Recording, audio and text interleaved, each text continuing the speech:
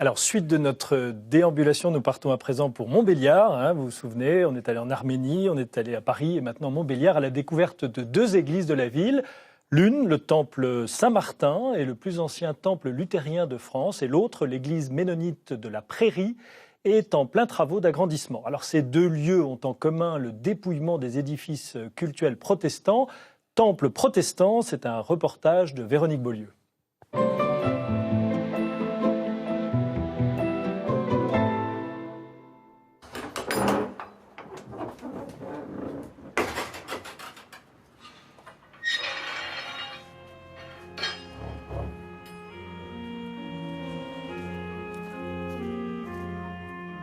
Le temple est volontiers un endroit très simple. On a toujours fait le choix de la simplicité, de ce qui est épuré, de l'austérité, souvent. C'est un terme qui convient bien aux bâtiments, ou en tout cas au temple protestant. Il n'y a pas de vitraux, mais on a beaucoup de fenêtres et la lumière entre beaucoup. Ce qui peut-être est le plus grand dénominateur commun entre tous les temples protestants, c'est bien la manière de pouvoir écouter dans des conditions tout à fait correctes un orateur et la manière également de pratiquer une sainte scène de manière la plus communautaire possible. Donc c'est un peu dans ces deux éléments qu'il faut rechercher la forme optimale.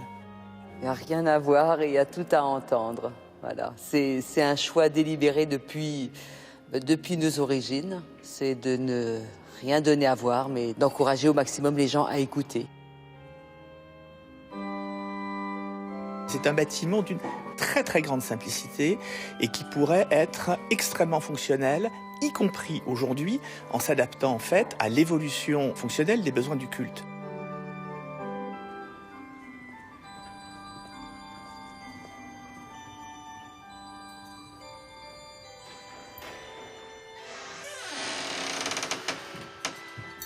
Dès le départ, dans le protestantisme en tout cas, on a mis l'accent sur le fait d'apprendre aux gens à lire et à écrire. Ça, c'est à peu près le seul signe qu'on ait dans le temple. Le principal signe, celui qu'on voit dès qu'on entre, c'est la Bible qui est posée au milieu, que tout chrétien est supposé pouvoir lire.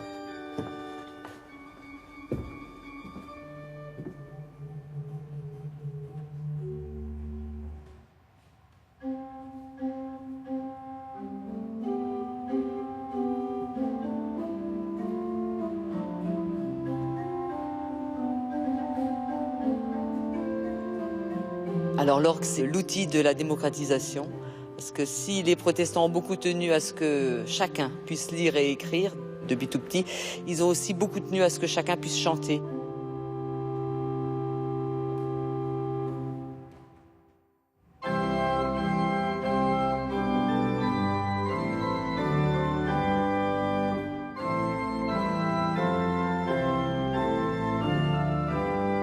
Il n'y a pas de chantre d'habitude pendant les cultes protestants et c'est l'organiste qui entraîne. Un des points fondamentaux quand même du luthéranisme, c'est que tout le monde chante et que tout le monde chante bien. C'est l'idée que chacun puisse avoir accès aux témoignages qui concernent Dieu dans la Bible et que chacun puisse louer Dieu avec son cœur, sa voix, avec l'orgue.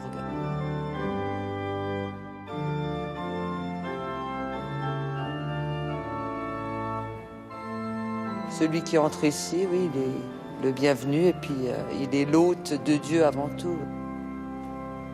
Je crois qu'on entend Dieu aussi bien à l'intérieur du temple qu'à l'extérieur.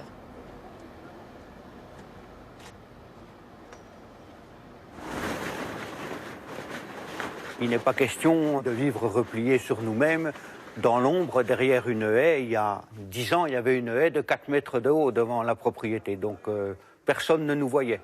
Ces choses-là sont révolues.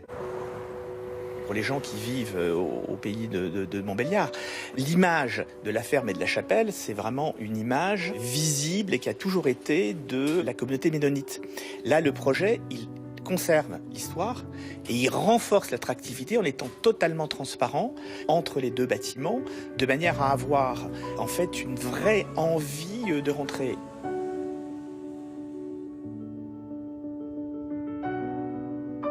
Et les membres de la communauté, les bénévoles sont très présents pour la construction. On a estimé à 14 000 heures de travail que l'on aura à effectuer par nous-mêmes. Aujourd'hui, on doit en être à 13 000 heures et puis ça représente 180 personnes qui sont venues travailler. Nos églises ne sont pas des lieux sacrés au sens où on peut l'entendre, c'est des lieux de rencontre où on célèbre notre foi ensemble en adorant Dieu lors des cultes, mais où on peut aussi manger ensemble, où l'on peut chanter ensemble, où l'on vit ensemble et où on partage notre foi avec ceux qui nous entourent. Nous envisageons de faire dans la semaine des moments où ce hall d'accueil sera ouvert et puis où ceux qui le désirent pourront venir boire un café, s'asseoir un peu et puis discuter et parler. On est justement ici dans une configuration qui est très spécifique au monde évangélique, c'est-à-dire on est quand même dans une conception qui est plus proche d'un théâtre qu'un lieu de culte traditionnel protestant. À l'intérieur du temple, si vous rentrez ici, c'est quoi la différence avec une salle de spectacle? Je crois que c'est la croix, mais ce sera aussi la façon dont se passent nos rencontres et nos cultes.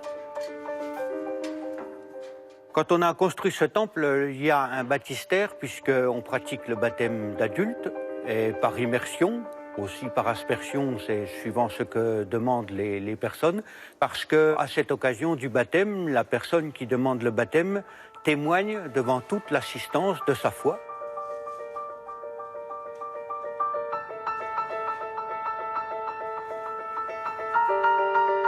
On dit salle spectacle, ça pourrait être un peu péjoratif, mais on doit s'interroger sur la problématique virtuelle et la manière dont cultuellement le virtuel va de toute façon immanquablement, dans les décennies à venir, modifier les choses.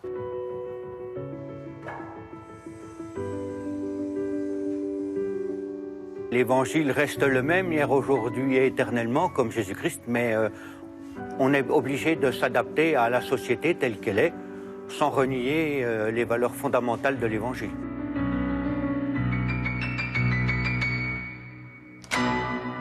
Alors je rappelle à ceux qui nous rejoignent que ce matin, les programmes religieux de France 2 ne forment qu'une seule et même émission interreligieuse et qu'elle est consacrée à la question des lieux de culte. Soyez les bienvenus si vous nous rejoignez seulement maintenant. Alors là encore, radicalité du propos, il n'y a rien à voir, tout à entendre. Il y a 5 minutes, on était dans une église orthodoxe où c'était l'explosion des représentations de Dieu. Nous voici chez les protestants, dans les temples, et là on nous dit rien à voir, tout à entendre. Vous assumez beaucoup de différences là dans le monde chrétien. Oui, et y compris dans le monde protestant, parce que là on a quand même 2 espaces liturgiques très différents. L'un qu'on peut vraiment caractériser d'espace liturgique, c'est un temple entre guillemets traditionnel, dans la tradition luthérienne ou réformée plutôt, et l'autre qui s'apparente plus au nouveau lieu de culte, en particulier des milieux évangéliques. Et là, effectivement, la parole est centrale, mais elle est centrale dans toutes les églises. La liturgie de la parole, c'est quelque chose de très important, mais qui est vécu et exprimé différemment. Dans la tradition orthodoxe, toute la liturgie, pratiquement, est un copier-coller des textes, en particulier de l'Ancien et du Nouveau Testament. Donc il y a effectivement une importance de la parole, mais qui est déplacée, qui n'est pas au même endroit que chez les protestants. Mais en tant qu'arménien, là, vous êtes plutôt à l'aise dans ce type de configuration? Moi, je suis à l'aise. Vous êtes à l'aise partout? Oui, non, mais c'est intéressant de se le dire, parce que vous représentez tous les cultes chrétiens. Est-ce que vous êtes bien dans tous les édifices cultuels chrétiens? Oui, alors je vais être honnête, je vis pas les mêmes choses. Par exemple, dans le dernier sanctuaire qu'on a vu, sans doute que je ne vivrai pas les choses de la même manière que chez les luthériens, par exemple. Alors j'ai un peu l'habitude de dire que j'ai rencontré ma grand-mère qui a été celle qui m'a éveillé à la foi et qui a fait que je suis resté dans la tradition orthodoxe. Mais si j'avais rencontré Bach avant elle, je ne suis pas sûr que je ne serais pas devenu luthérien. C'est-à-dire que le jeudi, le grand jeudi, le jeudi saint, il y a un office des ténèbres qui est quelque chose d'extrêmement poignant, que nous vivons vraiment intensément, où nous accompagnons le Christ vers la crucifixion. Et c'est quelque chose que je vis donc intensément depuis ma plus tendre enfance. Mais le même soir, moi, je pourrais très bien aller à un office luthérien, écouter une passion et vivre la même chose dans un temple aussi, je crois.